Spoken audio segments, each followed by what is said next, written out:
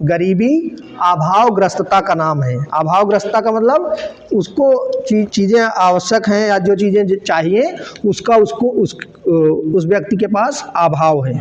ठीक, तो इसलिए ये माना जाता था कि गरीबी मूलतः वंचन से संबंधित है। तो गरीबी को अब मापने के लिए, जैसे कि मैं बताया कि गरीबी को परिभाषित करना थोड़ा सा मुश्किल है।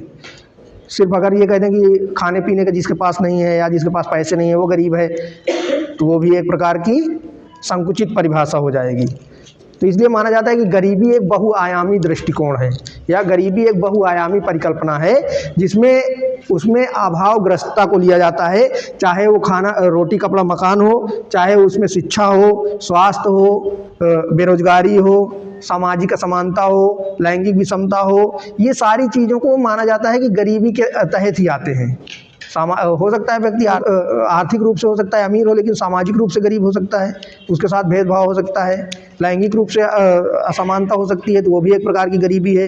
तो ये जो अर्थशास्त्री, बाद के अर्थशास्त्री जो आते हैं, वो यही इसलिए कहते हैं कि गरीबी एक बहुआयामी परिकल्पना है जिसको सिर्फ इनकम से जोड़ा नहीं जा सकता, उसमें कई चीज़ों को सम्मिलित किया जाए अगर सही से गरीबी का निवारण करना है। जैसे कि हम लोग पढ़े कि डेवलपमेंट या विकास, ठीक, तो विकास क्यों किया जाएगा, विकास किसका किया जाएगा? जो कमज़ोर हैं, जो गरीब हैं, जो पिछड़े हैं, उन्हीं का तो विकास होगा। मतलब जो अल्प विकसित हैं या कम विकसित हैं, उन्हीं को जब हम सुधार करेंगे तो उसी का नाम होगा विकास। तो उनके विकास मुख्य रूप से जो विकास के दायरे में आते हैं वही होते हैं गरीब। तो गरीब की जैसे कि परिभाषा, जैसे मैं बताया कि विकास की जो परिभाषा धीरे धीरे बदली, विकास की परिभाषा पहले कहाँ तक सीमित थी? न्यूनतम आवश्यकता दृष्टिकोण तक, या पहले सिर्फ इनकम तक सीमित थी।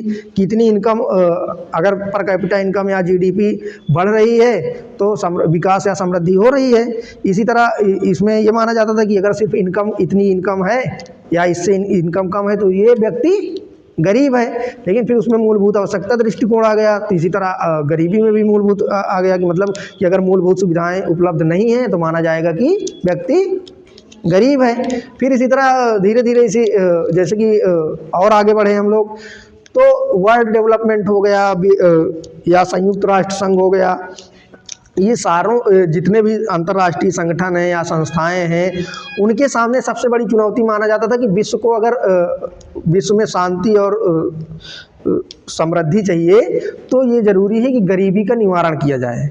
ठीक, तो गरीबी के निवारण के लिए ही तमाम प्रकार की सरकार जितनी भी योजनाएं चलाती है, जितने भी सरकार तमाम प्रकार की योजनाएं तुम लोग देखते हो चलती हैं, या और भी जो कार्यक्रम चलाए जाते हैं, उनका मुख्य उद्देश्य क्या होता है? मुख्य उद्देश्य यही होता है कि लोगों को गरीबी से बाहर निकाला जाए, या लोगों को रोजगार प्रदान किया जाए, या लोगों को सामाजिक रूप से सशक्त किया जाए, या लोगों को आर्थिक रूप से सशक्त किया जाए।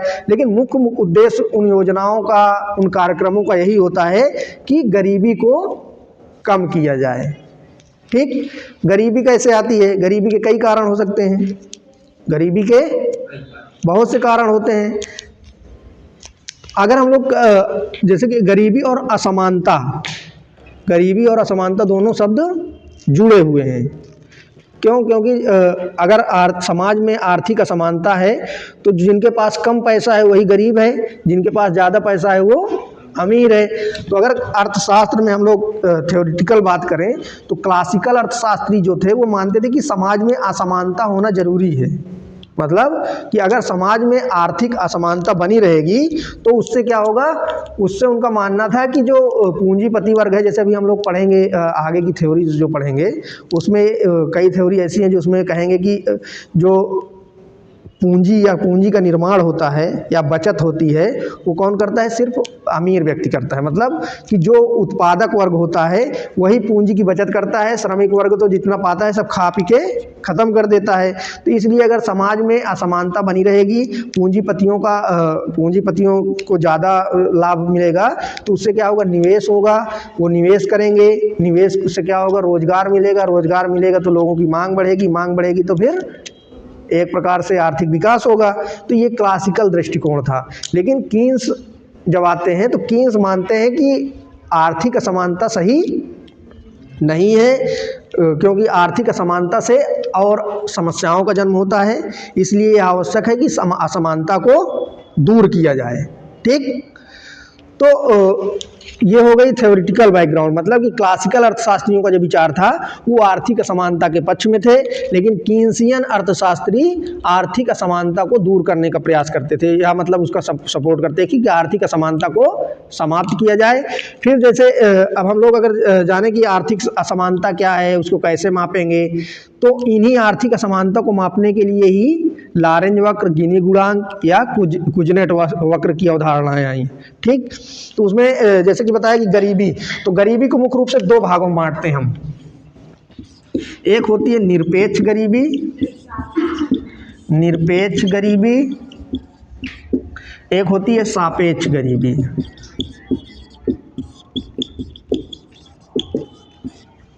Absolute poverty and relative poverty.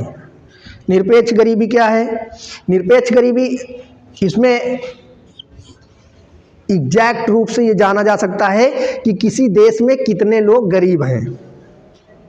मतलब कहने का कि इसके कुछ ऐसे क्राइटेरियाज बनाए जाते हैं जिनसे यह जाना जा सके कि किसी देश में कितने लोग गरीब हैं। इसे कहते हैं सिर हेड काउंट विधि। हेड काउंट का मतलब कि जितने लोग हैं सब उसका सिर गिन लिया जाए कि ये व्यक्ति गरीब है। तो इसके निकालने के लिए फिर कई विधियां अभी बताऊंगा कि कौन कौन से इसके जो इसकी विधियां हैं निकालने की, ज्ञात करने की कि गरीबी की कौन गरीब है कौन नहीं है, तो उसके लिए अलग प्रावधान है। और सापेक्ष गरीबी, रिलेटिव पॉवर्टी, रिलेटिव पॉवर्टी एक प्रकार से असमानता को व्यक्त करती है। असमानता को मतलब उसमें सापेक्ष का मतलब क्या होता है?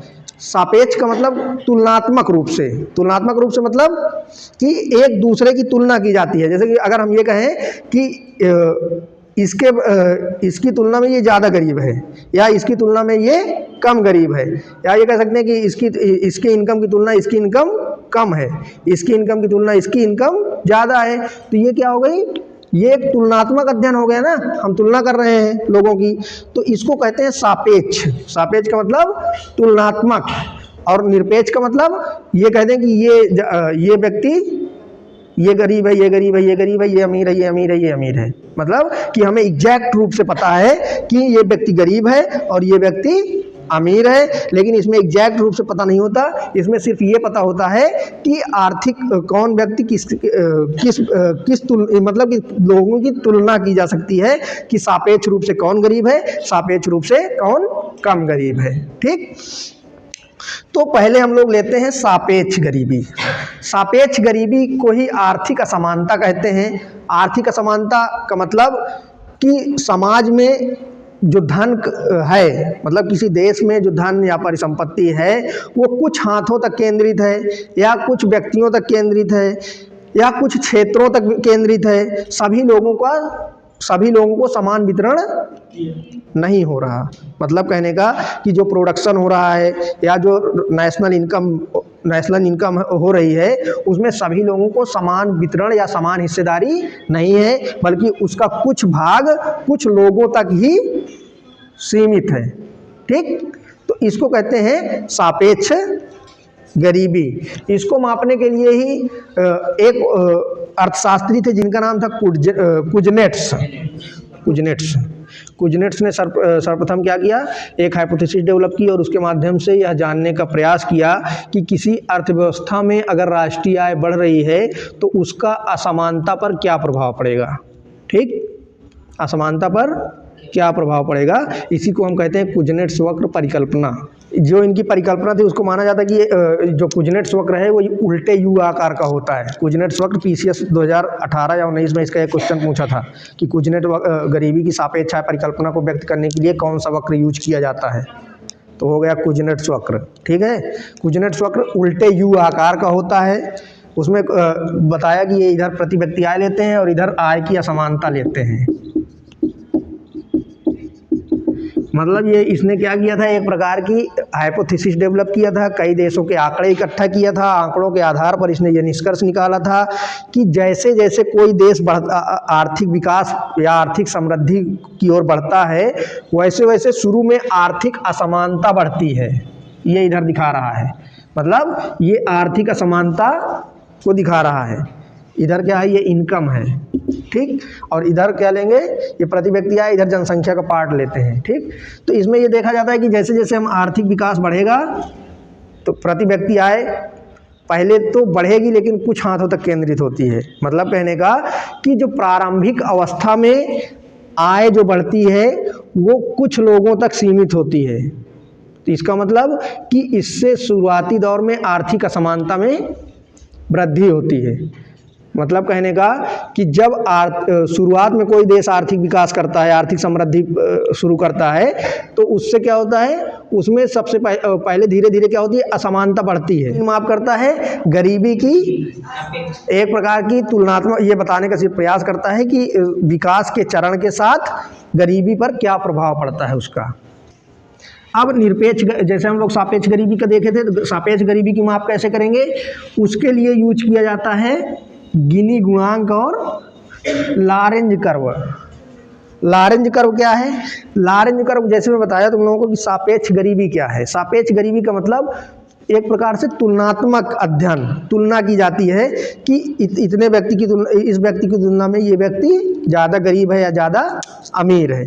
तो इन्होंने भी डेटा के आधार पर एक वक्र के आधार पर या एक डायग्राम के आधार पर ये बताने की कोशिश की कि उसमें जैसे मान लो देश की 10% जनसंख्या है, उसके पास कितने परसेंट संपत्ति है, या ये कहें कि देश की 90% जनसंख्या के पास कुल देश की जो संपत्ति है उसका कितना परसेंट भाग है। नहीं समझ में आया। जैसे मान लो देश की 90% जनसंख्या है, ठीक, उसके पास मान लो कि कुल देश में जितना भी जीडीपी जीएनपी सब मिला के जितनी संपत्ति है उसका सिर्फ 10% 90% लोगों के पास है। या कह सकते हैं कि देश की जो 4-5% जनसंख्या है उसके पास जो बड़े बड़े पूंजीपति हैं, देश की पूरी संपत्ति का 90% भाग है या 70% भाग सिर्फ 10 लोगों के पास है। तो ये इसके इस मेथड से इसका बताने की कोशिश करता है कि किसी देश की आर्थिक असमानता को किस प्रकार से सापेक्षिक रूप से मापें। समझ में आया। मतलब कि देश की जैसे 90% जनसंख्या है, अगर देश की उसके पास 10% संपत्ति है तो ये कहेंगे कि 90/10 या 90/10, तो उसका अनुपात निकलेगा कि नहीं। तो ये एक प्रकार से रेशियो दिखाने का प्रयास करता है कि किस रेशियो में लोगों के पास कितनी संपत्ति है। इसको इसने एक वक्र के माध्यम से प्रदर्शित किया जिसे कहा जाता है लारेंज कर्व या लारेंज वक्र। और उसका डायग्राम क्या है, ये है, एक बॉक्स बनाता है,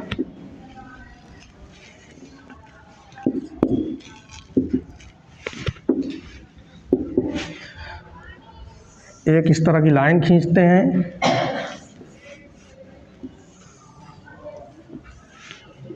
लारेंज कर्व है ये, इसमें बनेगा लारेंज कर्व।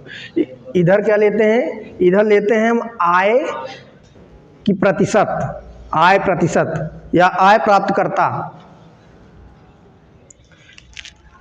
आय प्राप्तकर्ताओं का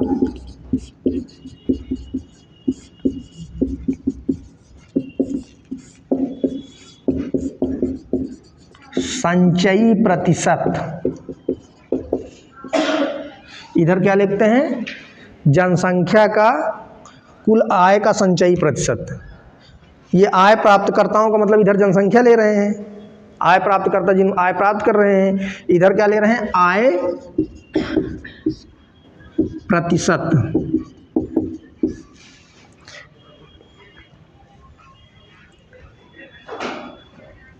इसको कहते हैं समता रेखा, समता रेखा या line of equity, line of equity.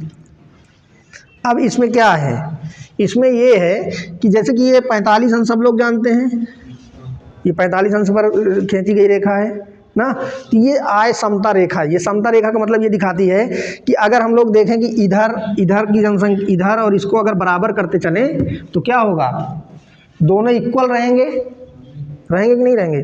45 अंश की रेखा ये दिखाती है कि दोनों में समानता है। अगर यहाँ पर दोनों बिंदु मिलाए जाएं तो इधर वाला और इधर वाला परसेंट बराबर रहेगा ना। कहने का मतलब ये है कि इसमें 45 अंश की जो रेखा होती है ये दिखाती है कि अगर हम दोनों तरफ, अरे सीधी सी बात है, अगर यहाँ से ड्रा करें यहाँ से ड्रा करें तो ये दोनों बराबर आ रहा है कि नहीं आ रहा, यहाँ करें तो ये बराबर आ रहा है कि नहीं आ रहा ना। तो अगर इस लाइन पर हम हैं, इस लाइन पर है, तो इसका मतलब देश में समान वितरण है।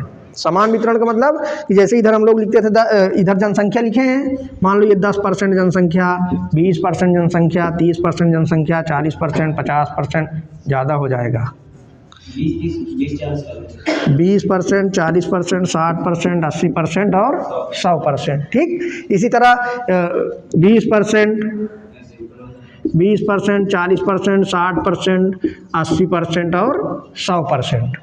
यहाँ में 10 से भी शुरू करना पड़ेगा, 1, 2, 3, 4 सब लेना पड़ेगा। ठीक है, तो इधर क्या ले लिए, जनसंख्या ले लिए, देश की कुल जनसंख्या का ये परसेंट है, 1%, 2%, 10%, 20%। ठीक, इधर क्या ले लिए, 20%, 10%। इधर आय, जो देश की कुल संपत्ति है उसका परसेंट ले लिए ना। तो अब इसका मतलब कि अगर 20% जनसंख्या के पास 20% संपत्ति है, अगर देश की 20% जनसंख्या के पास 20% संपत्ति है, तो क्या कहेंगे कि देश में समानता है। क्यों? क्योंकि ये इक्विटी लाइन पर टच कर रही है ना। लेकिन ऐसा तो होता नहीं है, ऐसा कभी नहीं होता। हम लोगों की रिपोर्ट आती है तो देखते हैं कि उसमें ये बताया जाता है कि 90% जनसंख्या संपत्ति सिर्फ 10% लोगों के पास है ना। तो ये जो वक्र होता है वो धीरे धीरे ऐसे हो जाता है। ऐसे का मतलब क्या है, ऐसे का मतलब ये कि 20% जनसंख्या के पास 0.1% संपत्ति है। यहाँ मिलाएंगे तो आएगा कि नहीं आएगा, मान लो 4% हो गया या कुछ और हो गया, ऐसे मान लो ना। इसी तरह अगर 60% जनसंख्या के पास मान लो 80% संपत्ति है, 60% जनसंख्या के पास सिर्फ 20% परिसंपत्ति है, या कह दें कि 80% जनसंख्या के पास 40% संपत्ति है। तो इसका कहने का मतलब कि ये रेखा जो है, ये इसी को कहते हैं, इसके जो बीच वाला क्षेत्र है इसको कहते हैं कुजनेट्स वक्र। कुजनेट्स वक्र मतलब कि जो ये इस रेखा से ये जितना दूर होता जाएगा, इसका मतलब ये कि असमानता बढ़ती जा रही है। ठीक, बस कुजनेट्स वक्र यही दिखाता है कि जो जितनी परसेंट जनसंख्या इधर लेते हैं, इधर आय लेते हैं, जनसंख्या का कितने परसेंट परिसंपत्ति कितने परसेंट जनसंख्या के पास है, इसी को दिखाने वाले वक्र को कुजनेट्स वक्र कहते हैं। है इसमें कुछ नहीं है। इसी से फिर एक गुणांक निकाला जाता है जिसे कहते हैं गिनी गुणांक। हाँ, गिनी गुणांक। कुजनेट्स वक्र, इसके लॉरेंज वक्र के माध्यम से एक अर्थशास्त्री और हुए, या स्टैटिस्टिशियन कह सकते हो, इनको सांख्यिकीविद कह सकते हो। तो उन्होंने इसको मैथमेटिकल यूज किया और मैथमेटिकल यूज के माध्यम से इन्होंने गिनी गुणांक का कंसेप्ट दिया। गिनी गुणांक एक प्रकार का इंडेक्स है जो लॉरेंज वक्र के माध्यम से गिनी गुणांक निकाला जाता है और यह बताता है कि देश में कितनी % असमानता है, या उसको रैंकिंग दे देते हैं। जैसे इंडेक्स हम लोग बताए कि पहले तो उसके डायमेंशन होते हैं, उस डायमेंशन के माध्यम से हम उसका मैथमेटिकल वैल्यू निकालते हैं, फिर उसके माध्यम से उसकी रैंकिंग करते हैं। तो इसी तरह इन्होंने गिनी गुणांक, लॉरेंज वक्र के माध्यम से गिनी गुणांक निकाला, और गिनी गुणांक के माध्यम से जिसका मूल्य 0 से 1 के बीच आता है, जिसका मूल्य 0 से 1 का है, और इसका मूल्य 0 से 100 तक आता है। जो लॉरेंज वक्र होता है वो 0 से 100 होता है। 0 पर है तो इसका मतलब पूरी समानता, पूरी तरह से समानता है। 100 है तो इसका मतलब पूरी तरह से असमानता ना। और लेकिन अगर इसमें 0 है तो पूरी तरह से समानता, 0 से जैसे जैसे हम आगे बढ़ते जाएंगे उतनी असमानता। जैसे हम लोग इसमें देखे थे, HDI में देखे थे। ये समझ में आया। तो इसका एक फार्मूला भी है गिनी गुणांक। गिनी गुणांक का मतलब, गिनी गुणांक बराबर होता है ये लॉरेंज वक्र का छायांकित भाग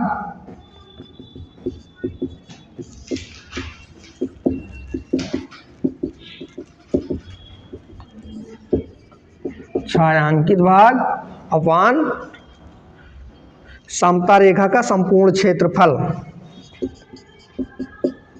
समता रेखा का संपूर्ण क्षेत्रफल। ये जैसे तुम्हारा ये क्या है, छायांकित क्षेत्र, इसे बना दो, मतलब ये जो है ये ऊपर रहेगा और ये वाला पार्ट जो रहेगा इसका, ये इससे भाग दे दिया जाएगा, तो जो वैल्यू आएगी वही हो जाएगी गिनी गुणांक। फिर उसमें 100 का गुणा करके और भाग हो करके अपना मैथमेटिकल निकाल लेते हैं, फार्मूला बना एक इंडेक्स, और इंडेक्स के माध्यम से बताते हैं कि कौन सा देश में ज़्यादा असमानता है, किस देश में कम असमानता है। ये आर्थिक असमानता के मापक हैं। इसी को हम कहते हैं कि सापेक्ष गरीबी के मापक। जो सापेक्ष गरीबी है, क्योंकि हमें उसमें तुलना करनी है कि कौन सा कितना दूसरे की तुलना में ज़्यादा गरीब है या ज़्यादा अमीर है, तो इसी को कहते हैं सापेक्ष गरीबी या सापेक्ष गरीबी के मापक। अब हम लोग आते हैं निरपेक्ष गरीबी, एब्सोल्यूट पॉवर्टी। एब्सोल्यूट का मतलब जितना एग्जैक्ट पता हो कि कौन सा व्यक्ति कितना गरीब है, ठीक, तो या कितने लोग गरीब हैं। तो एब्सोल्यूट पॉवर्टी के लिए मुख्य रूप से लिया जाता है पोषक तत्व या न्यूनतम आवश्यक पोषण। न्यूनतम आवश्यक पोषण के माध्यम से हम लोग गरीबी का, निरपेक्ष गरीबी का आकलन करते हैं।